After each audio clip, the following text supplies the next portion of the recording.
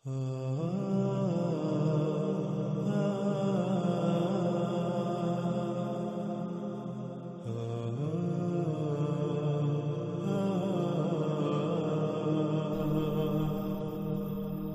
اسی طرح اللہ سبحانہ و تعالیٰ آگے کہتے ہیں، کیا نہیں سیر کی زمین میں، پس دیکھا کیسا ہوا تھا انجام ان کا جو ان سے پہلے تھے، اور وہ تھے ان سے کہیں زیادہ بڑھ کر قوت میں، یعنی اسلحہ و بارود، مشینوں، یہ جو ٹیکنالوجی ہے جسے آج انسان قوت کا نام دیتا ہے، ان میں ان سے کئی گنا، یعنی آج کے موجودہ انسانوں سے کئی گنا بڑھ کر تھے۔ اور پھر اللہ سبحانہ و تعالیٰ کہتے ہیں، اور نہیں تھا اللہ کے عاجز کر سکے اسے کوئی شے آسمانوں میں اور نہ ہی زمین میں، اس میں کچھ شک نہیں اللہ علم والا قدیر ہے، اس میں کچھ شک نہیں اللہ تھا علیمن قدیرہ، یعنی اللہ سبحانہ تعالیٰ نے بالکل واضح کر دیا کہ جب تمہارے اوپر وہ ہلاکت آئے گی تو اللہ کو کوئی شے عاجز نہیں کر سکتی، نہ کوئی آج تک کر سکی جو آسمانوں میں ہے اور جو زمین میں ہے، ان میں سے کوئی بھی ایسی نہیں جو اللہ کو عاجز کر سکے۔ یعنی جب وہ ہلاکت آئے گی تو اس ہلاکت کو کوئی بھی تم سے موڑ نہیں سکے گی، کوئی بھی تمہیں بچا نہیں سکے گی، کوئی شے جو جی چاہے تم بنا لو۔ کیوں؟ کیونکہ اللہ سبحانہ و تعالیٰ نے اس کائنات کو علم کے ساتھ اور قدر کے ساتھ خلق کیا ہے۔ قدر کے ساتھ خلق کرنا کیا ہے، قدیر ہونا کیا ہے، انشاءاللہ جیسے جیسے ہم آگے بڑھیں گے تو اس پر بھی انشاءاللہ اللہ کے فضل سے کھل کر صراحت کے ساتھ بات ہوگی، اپنے موضوع کے مطابق اور اپنے وقت پر۔ اسی طرح ناظرین چند اور آیات ہیں جو آپ کو سکرین پر نظر آ رہی ہوں گی، اور ان تمام آیات کو جب سامنے رکھیں تو اللہ سبحانہ و تعالیٰ نے بالکل واضح کر دیا کہ تمام کے تمام رسول جو بھیجے بینات کے ساتھ، انہوں نے ہر امت کو اس سے ڈرایا جو کچھ وہ کر رہے تھے۔ وہ کیا کر رہے تھے؟ وہ ایسی ایسی تخلیقات کر رہے تھے، ایسی ایسی ایجادات کر رہے تھے جن کو وہ آسائشوں، سہولتوں، آسانی اور ترقی کا نام دیتے تھے، اور اسی ترقی کو، اسی آسائشوں، سہولتوں کا جنہیں وہ نام دیتے تھے، اسی سے تمام کے تمام رسولوں نے آ کر ڈرایا۔ انہوں نے آ کے بتایا کہ یہ جسے تم ترقی، آسائشیں، سہولتوں کا نام دیتے ہو، یہ ترقی نہیں ہے، یہ فساد ہے۔ جیسا کہ پیچھے بہت تفصیل کے ساتھ گزر چکا، اللہ سبحانہ و تعالیٰ نے کہا کہ اللہ نے ہر شے کو حق کے ساتھ خلق کیا، حق کے ساتھ خلق کرنا کیا ہے یہ ہم پر واضح ہو چکا۔ تو وہ تمام کی تمام قومیں اس کا کفر کر رہی تھیں، اور آج جب ہم دیکھیں تو بالکل وہی انہی قوموں کے نقش قدم پر چلتے ہوئے آج بھی انسان بالکل وہی سب کر رہے ہیں۔ انشاءاللہ ہم جیسے جیسے آگے بڑھیں گے ایک ایک قوم کے اوپر بہت تفصیل سے بات کریں گے، لیکن وہ آگے جا کر جب موقع آئے گا ہر قوم کے اوپر جتنی قومیں ہلاک ہوئیں، کیوں ہوئیں، ہر چیز کے اوپر ہر لحاظ سے مزید کھول کھول کر بات کریں گے۔ لیکن اب ہم بڑھتے ہیں آگے۔ گزشتہ آیات میں ناظرین آپ نے دیکھا کہ اللہ سبحانہ و تعالیٰ نے بار بار زمین میں گھومنے پھرنے، سیر کا ذکر کیا، اور بار بار یہ سوال کیا کہ کیا تم نے نہیں دیکھا، کیا تم نے نہیں دیکھا، کیا نہیں دیکھا؟ یعنی پہلی قوموں کا انجام کیا ہوا وہ نہیں تم نے دیکھا، تم نے ان کے آثار نہیں دیکھے۔ ان کے آثار میں اللہ سبحانہ و تعالیٰ نے کہا کہ آیات ہیں، یہ یقین کے لیے آیات ہیں، نصیحت ہے، سبق ہے، کن کے لیے؟ جو غور و فکر کرنے والے ہیں، جو نصیحت پکڑنے والے ہیں۔ تو اب ناظرین ہمارے اوپر فرض ہے کہ اب زمین میں گھومیں پھریں، زمین میں سیر کریں، پہلی قوموں کے جو آثار ہیں ان کو دیکھیں۔ اور آج جس دور میں ہم موجود ہیں، آج کے دور میں زمین میں سیر کرنا، زمین میں گھومنا پھرنا، پہلی قوموں کے آثار دیکھنا اتنا آسان ہو چکا ہے کہ شاید ہی کوئی اور کام اتنا آسان ہو۔ آپ اپنے گھر میں، اپنے گھر کے اپنے ہی کمرے میں، اپنے ہی کمرے کے نرم گرم بستر پر بیٹھے ہوئے اپنے سامنے رکھے ہوئے کمپیوٹر، موبائل میں بہت آسانی سے سیر کر سکتے ہیں۔ تو اب ہم ناظرین سیر کرتے ہیں زمین کی اور دیکھتے ہیں پہلی قوموں کے آثار کو۔ وہ کون سے آثار ہیں جنہیں اللہ سبحانہ و تعالیٰ نے بار بار دیکھنے کا کہا اور ان سے عبرت حاصل کرنے کا کہا؟ وہ کون سے آثار ہیں پہلی قوموں کے جن کو دیکھ کر ہمیں یہ اندازہ ہوگا کہ ان قوموں کے پاس کیا تھا؟ وہ کیا شے تھی جس کے دجل کا وہ شکار ہو گئے؟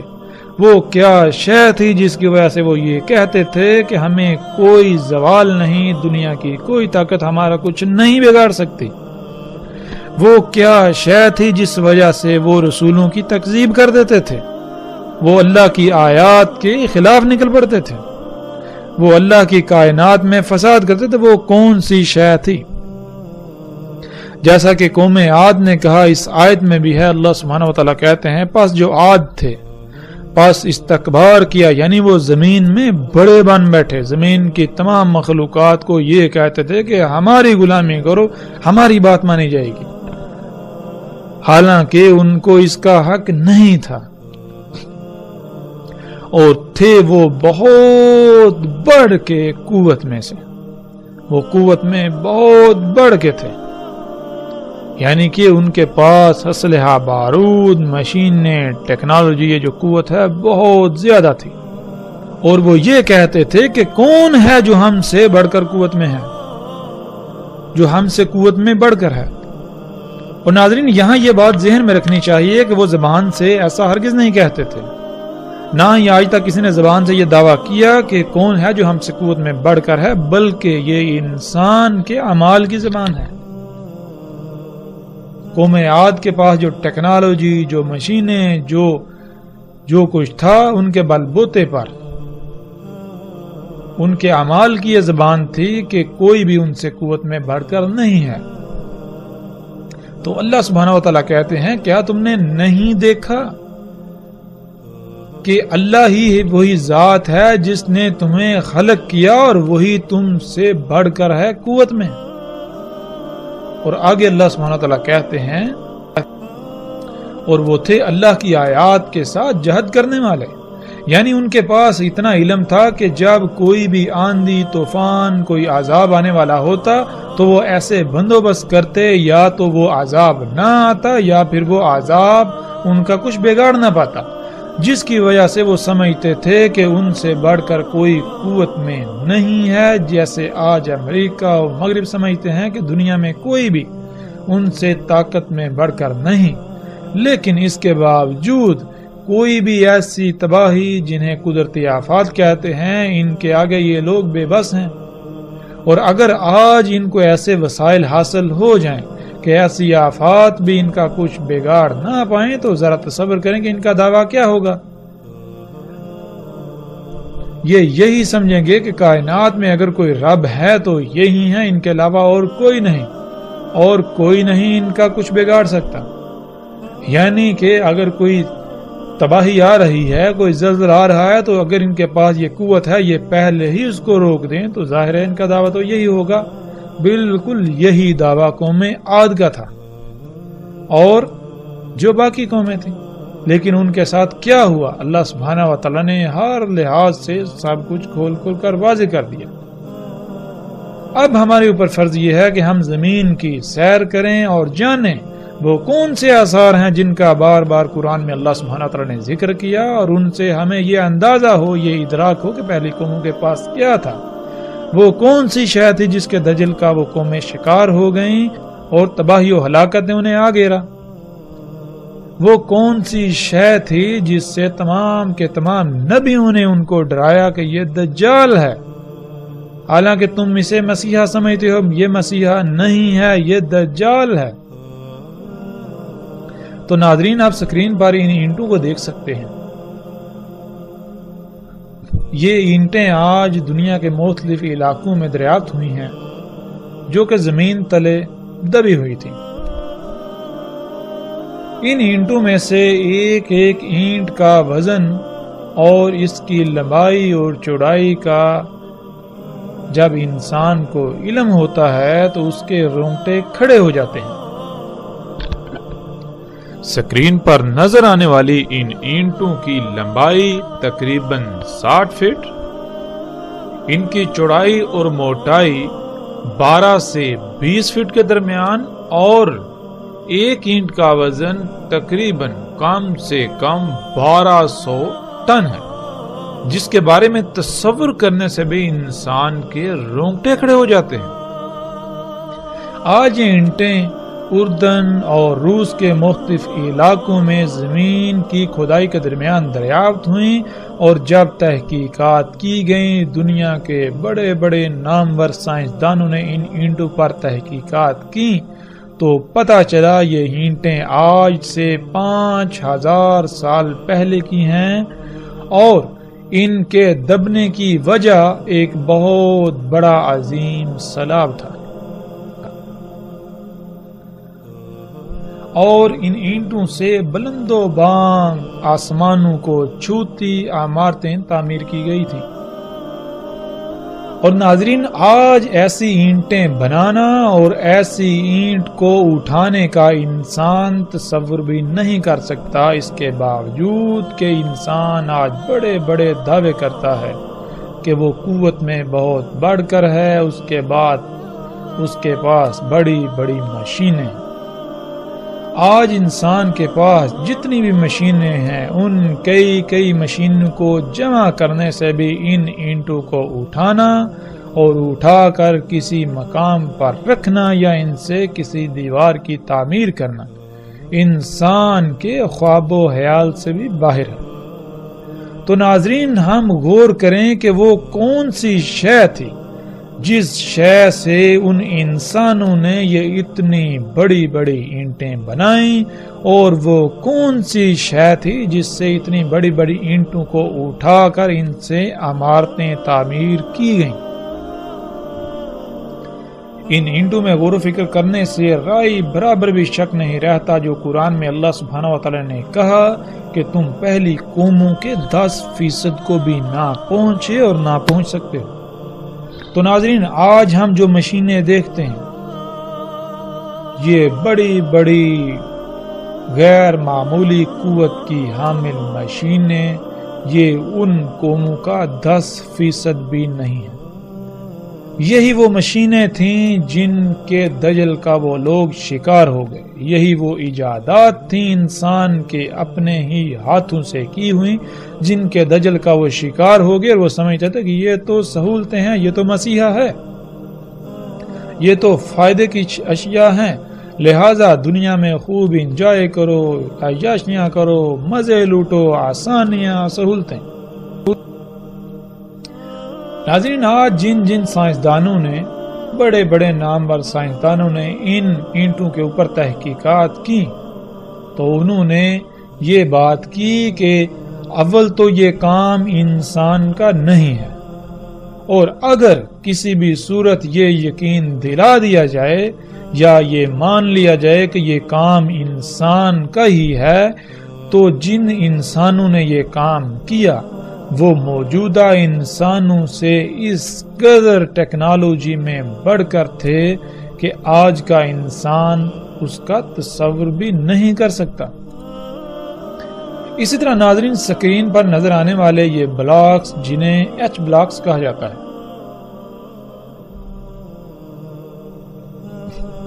ان کی تصاویر آپ دیکھ رہے ہیں، یہ بلاکس بھی زمین میں دفن ہوئے دریافت ہوئے۔ ناظرین، یہ بلاکس ایسے ہیں کہ آج دنیا کے بڑے بڑے نامور سائنسدانوں اور دنیا کی بڑی بڑی نامور یونیورسٹیوں، ریسرچ سینٹروں، اداروں نے ان پر تحقیقات کی تو وہ اس بات کو بتانے سے قاصر ہیں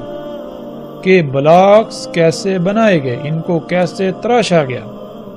ان کا وزن، ان کا ڈیزائن، ان کو تراشنا آج کے دور میں ناممکن ہے۔ ان بلاکس کو اتنی صفائی کے ساتھ اور ریاضی کے پیچیدہ ترین اصولوں کے تحت کیسے تراشا گیا؟ ان بلاکس کو ان نظر آنے والے ڈیزائنز میں کس طرح کاٹا گیا؟ ان تمام سوالات کے جوابات دینے سے آج دنیا کے بڑے بڑے سائنسدان قاصر ہیں۔ وہ بالکل ایسے ہیں گویا کہ ان کے منہ میں زبان ہی نہ ہو۔ اور پھر وہی بات، وہ یہی کہتے نظر آتے ہیں کہ اول تو یہ کام انسان کا نہیں ہے، کیونکہ ریاضی کے اتنے پیچیدہ ترین اصولوں قوانین کی بنیاد پر ان بلاکس کو تراشنا اور جن ڈیزائنوں میں یہ بلاکس تراشے گئے یہ ناممکن ہے۔ اور اگر یہ یقین دلا دیا جائے یا یہ مان لیا جائے کہ یہ حقیقتاً انسانوں کا کام ہے، تو جن انسانوں نے یہ کام کیا، جن انسانوں نے یہ بلاکس تراشے، وہ آج موجودہ انسانوں سے نہ صرف ٹیکنالوجی میں انتہائی غیر معمولی حد تک آگے تھے، بڑھ کر تھے، بلکہ وہ انتہائی غیر معمولی ذہانت رکھنے والے تھے،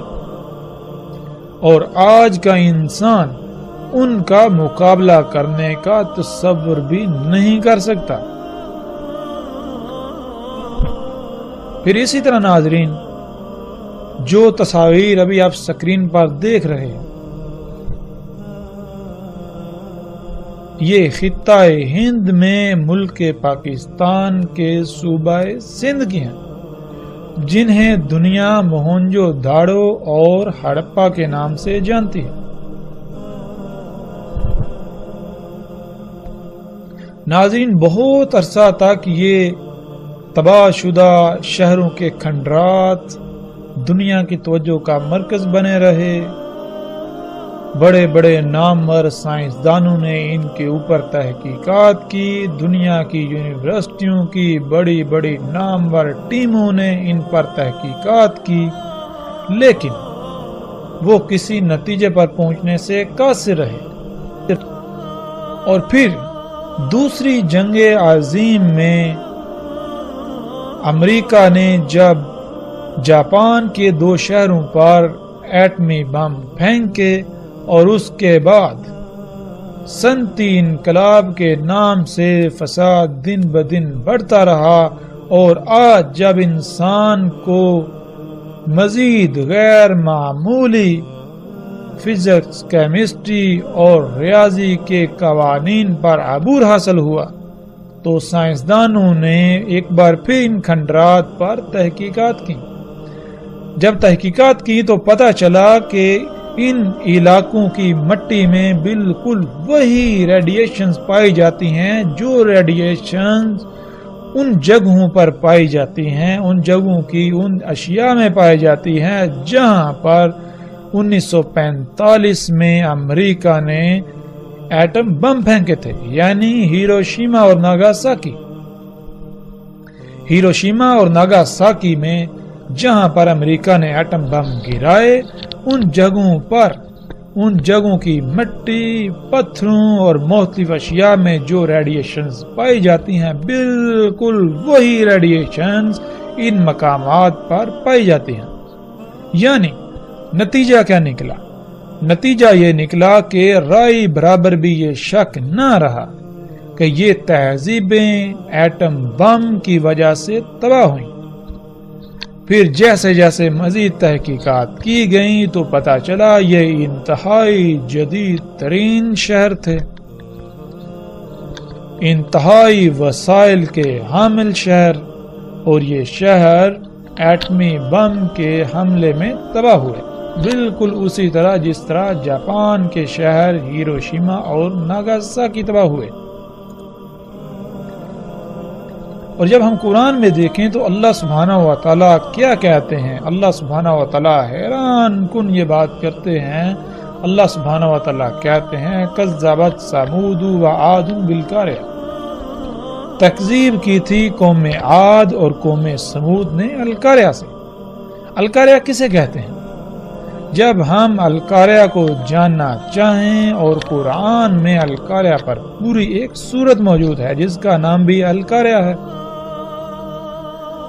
جب ہم سورہ القاریہ میں غور و فکر کریں تو اللہ سبحانہ و تعالیٰ نے سورہ القاریہ میں القاریہ کا بالکل وہی منظرنامہ کھینچا، وہی نقشہ کھینچا جو ایک ایٹم بم کے پھٹنے سے وقوع پذیر ہوتا ہے، ظہور پذیر ہوتا ہے۔ تو آج انہوں نے خود ہی یہ تصدیق کر دی، یعنی کہ آج کے انسان نے خود ہی یہ تصدیق کر دی کہ یہ تہذیبیں ایٹم بم سے تباہ ہوئیں، جس سے یہ ثابت ہوتا ہے کہ ایٹم بم صرف موجودہ انسانوں کے پاس ہی نہیں بلکہ ان سے کئی صدیاں پہلے بھی انسان یہ سب بنا چکا تھا۔ ناظرین، قوم عاد جو ایک ایٹمی عالمی جنگ کا شکار ہوئی، اس کے آثار آج ہم پوری دنیا میں بکھرے پڑے دیکھ سکتے ہیں۔ انتہائی عجیب و غریب جدید ترین عمارتیں جو کھنڈرات کی شکل میں ایسے پڑی ہوئی ہیں گویا کہ ایک عظیم طوفان، انتہائی تیز رفتار شدت کی ہوا نے انہیں تہس نہس کر دیا ہو۔ اور بالکل جب ایٹم بم پھٹتا ہے تو بالکل ایسا ہی طوفان پیدا ہوتا ہے جس کا اللہ سبحانہ و تعالیٰ نے قرآن میں ذکر کیا، اور ایٹم بم سے پیدا ہونے والی لہروں میں جو آواز پائی جاتی ہے وہ بھی بالکل وہی آواز ہے جس کا اللہ سبحانہ و تعالیٰ نے قرآن میں ذکر کیا، ریحن سرسرن۔ یعنی کہ اگر آپ یوٹیوب پر جائیں یا اگر آپ ان لوگوں سے پوچھیں جنہوں نے ایٹمی بم کے تجربات کیے اور جو لہریں جو ہوا اس سے پیدا ہوئی اس میں کیسی آواز پائی جاتی ہے، تو آپ کو بتائیں گے بالکل وہی آواز جو عربی لہجے میں ان الفاظ کو ادا کرنے سے آواز پیدا ہوتی ہے۔ یعنی اللہ سبحانہ و تعالیٰ نے قرآن میں آج سے کئی صدیاں پہلے،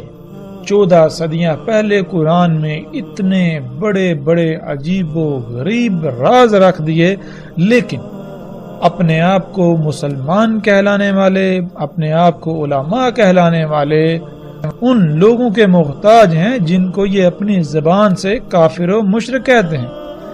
جب وہ کوئی تحقیق کرتے ہیں، کوئی ریسرچ کرتے ہیں، کسی راز سے پردہ اٹھاتے ہیں تو اس وقت تو کہا جاتا ہے کہ یہ تو آج سے 14 صدیاں پہلے قرآن میں اللہ نے بیان کر دیا۔ لیکن سوال یہ پیدا ہوتا ہے کہ جب اللہ سبحانہ و تعالیٰ نے قرآن میں 14 صدیاں پہلے بیان کر دیا تو آپ کو پہلے نظر کیوں نہیں آیا؟ آپ کو اس وقت ہی نظر کیوں آیا جب جن کو آپ کافر و مشرکین کہتے ہیں وہ سامنے لے کر آئے؟ پھر ناظرین، جب ہم تاریخ کی کتابوں کا مطالعہ کریں تو ہمیں سنسکرت میں ایک تاریخی کتاب جو کہ ہند کے مشرکین کے ہاں انتہائی مقدس مقام رکھتی ہے، جس کا نام مہابھارتا ہے، اس میں دیکھیں تو اس میں ایسی تحریریں موجود ہیں جس میں یہ لکھا ہے کہ اس خطے پر یعنی موہنجو داڑو اور ہڑپا اس علاقے کا ذکر کرتے ہوئے، اس علاقے کے خد و حال بیان کرتے ہوئے یہ کہا گیا کہ اس خطے پر تسلط جمانے کی غرض سے دنیا کی کچھ طاقتیں آپس میں لڑ رہی تھیں،